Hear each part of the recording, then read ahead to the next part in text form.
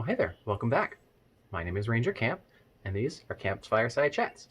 It looks a little different than last video. We decided that it'd be best not to film in the void of darkness that we had, but don't worry, still got a fire.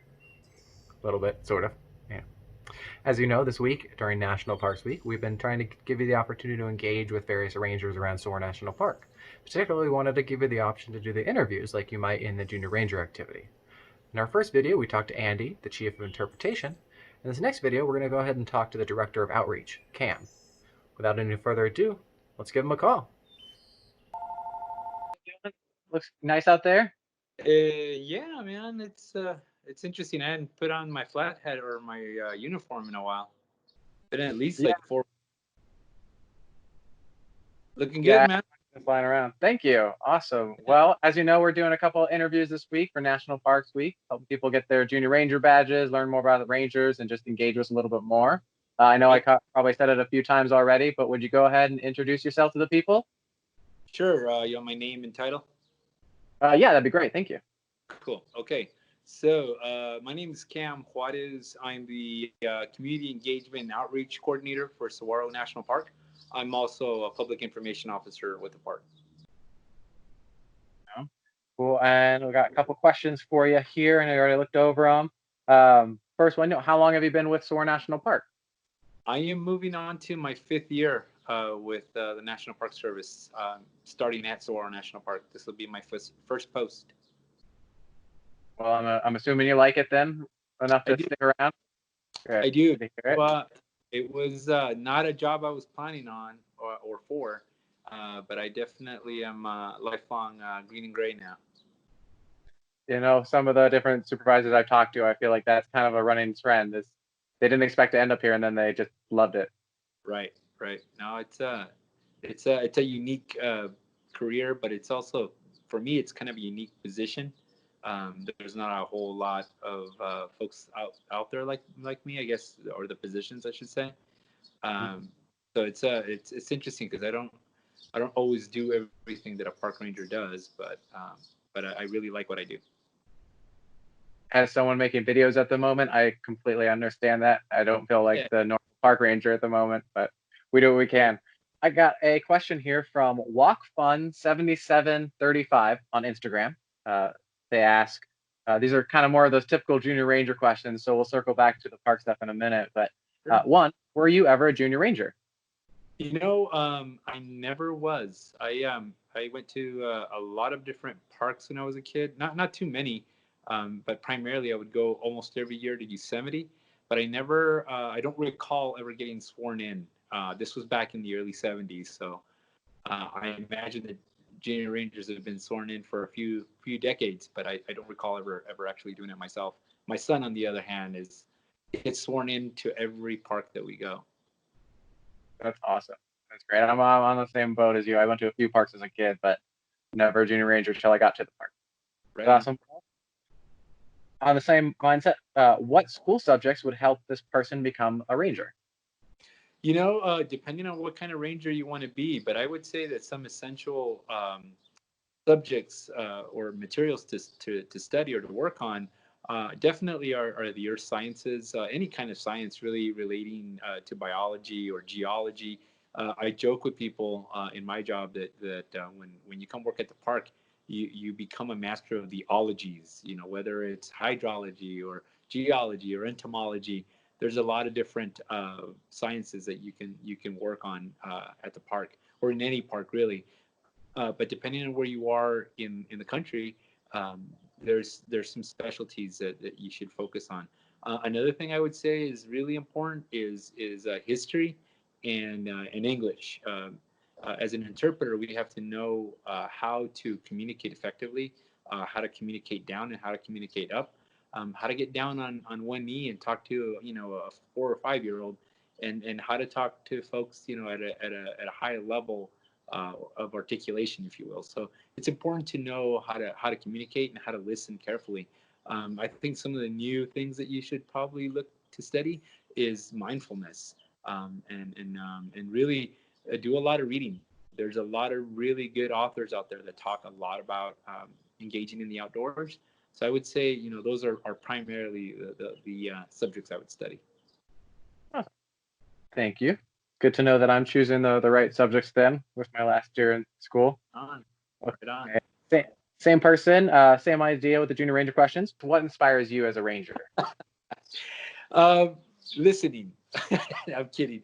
No, I think what inspires me is just meeting different people and the ooh ah moments that people have when they connect with the national parks. I mean, whether you're talking about America's history or whether you're talking about you know whether it's the Civil War, the Civil Rights Movement, whether it's the geology you can discover in the Grand Canyon or in Utah. Um, whether it's the 100 to 200 to 300-year-old trees that you come across in redwoods. I mean, it's just all kinds of different things. But when people talk about this first experience that they had in a park, I mean, my first experience, memorable experience, I was probably about 6, and it was at Yosemite, and it was the first time I jumped into a lake just at the bottom of some of those mountains, and the water was so cold. And I remember distinctly thinking, at that moment, at that age, why is the water so cold? And then learning that it was snow before it was water, and understanding how that cycle works. So it was really cool to remember that. And I see that in people's faces when we talk about the park or when we talk about the National Park Service in general. Awesome. Going back to the master of the ologies. Got to learn all the background stuff. That's great. Keep going down. Let's see. You already just answered this, but how many people do you meet a day? It sounds like on average 600 to 700. Is that right? It really what kind of event that we do. I mean, we do all kinds of different events. Sometimes we're in a classroom and we're talking to 30, 40 kids, maybe 2 classrooms put together. Sometimes we're at events like Ciclovia or Tucson Meet Yourself, and we talk to 2,000, 3,000 people a day. So it just depends on what we're doing, but we talk to a whole lot of people. Sometimes we talk to them for 5 seconds, sometimes we talk to them for 5 minutes, and sometimes, rarely, but sometimes we've talked to folks for a good 4 or 5 hours, where they keep coming back and they keep asking questions, and they just get really excited about the Park Service. I take that as a good sign. Sounds good if they keep coming back. For sure. You already answered how many years you worked there. And last one from Walk Fun here is what made you want to become a park ranger? Well, Walk Fun, I'll tell you this much. I was sitting at an event with the superintendent, the previous superintendent that we had at the park, Superintendent Darla Seidels, and we were talking about youth development and some of the stuff that I had done in my career up until then. And she said, here's the thing. I I'm having a real tough time engaging certain audiences to come to the park, or to come to parks in general, or even are aware of parks. A lot of people in Tucson don't even know about Saguaro National Park. We're almost on the same standing as the Grand Canyon, and then you have Arizonans that have never been to the Grand Canyon. So she said, what I'm trying to do is I'm trying to get people excited, make people aware of why this is 100 years old, and why we need it to be another 100 years old. And what inspired me was this opportunity to expose people, underserved, underattended audiences, to come to the parks, not just to come to the parks, but really to become conservation stewards. We live in a world where we're facing challenges with climate change. Right now we're dealing with a virus that could very well have resulted as a result of some of that climate change, and how it impacts the habitats of certain animals and this and that. So to get people to understand, that these places, these special places that we want to preserve and protect, for future generations, is it's inspiring to get people excited about engaging in nature, engaging in wilderness, engaging in a place so much so that they fall in love with it, and then ultimately they want to protect it as well. These places are filters in our society. They filter out all the environmental elements, but they also filter out some of the bad stuff that's going on with them personally. These places, it's well documented that nature helps people heal, whether they have trauma in their lives, whether they just have issues with obesity or diabetes or heart issues, getting out into nature is going to help improve that. And right now we have so many people coming out to the park, because of this issue with COVID-19. We are dealing with a whole lot of folks out at the park because the parks are open to the public. We're an essential service for all intents and purposes, and so folks are getting out there. And while we hope that some folks stay home and follow the CDC guidelines, we also recognize that people are going to come out, and if you stay far enough, from the person next to you or the group next to you, you should be okay. But the issue is, folks are coming out, and we want them to know how to protect these special places and how to take care of them respectfully, and take care of the staff that takes care of those places. So, to me, what inspires me the most is more people learning about these places and wanting to protect them, so that their kids and their grandkids and their great grandkids can see the same place the way their great grandparents did, over 100 years ago. I couldn't agree more. That's awesome. That's awesome. Well, one last question for you, and it's going to be a lot less serious, but maybe still character defining. What is your favorite meme format? Oh man, I'm still kind of becoming familiar with this whole meme thing. My son is a big fan of memes. My wife is a big fan of cat memes in particular. I was big on the Baby Yoda memes. I mean, I think Okay. Baby Yoda really said it all. And the other one that I really like is that one with the cat, where the woman's like, you, and the cat's like, So I like a lot of those, kind of dry humor memes. I'm not a big fan of some of the memes that are mean, but I do like the memes that are funny.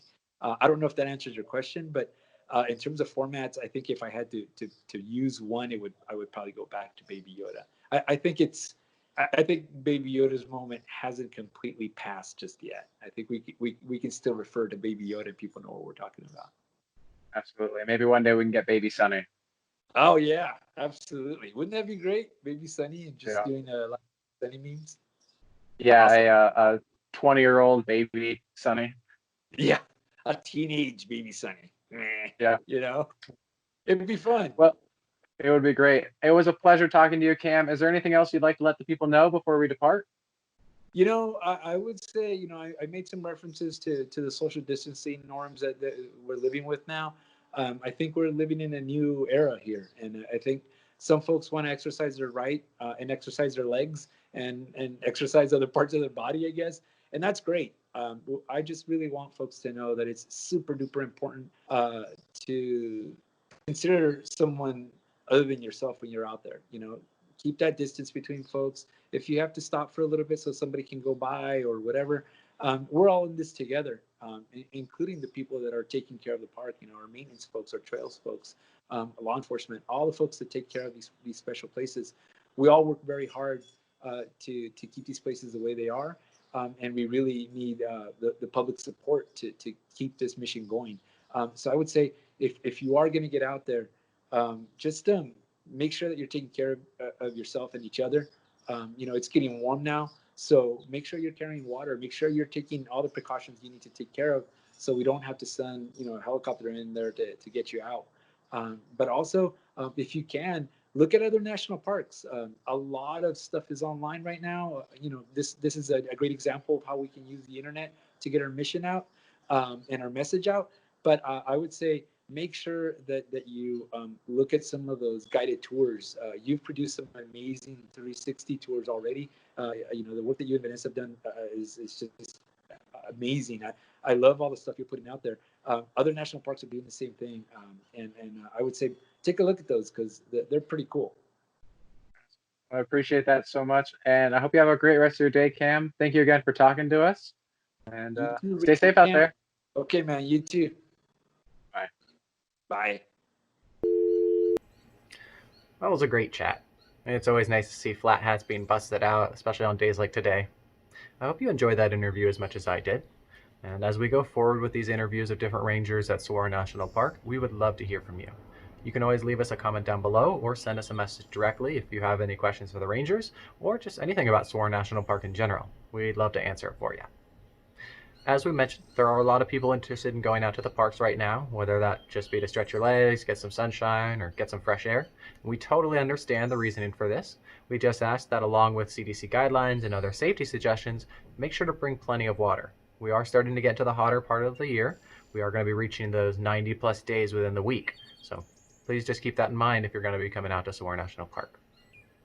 Well, until we see you next time, make sure to stay safe, stay healthy, and stay hydrated, and I'll see you on the next Fireside Chat, campers.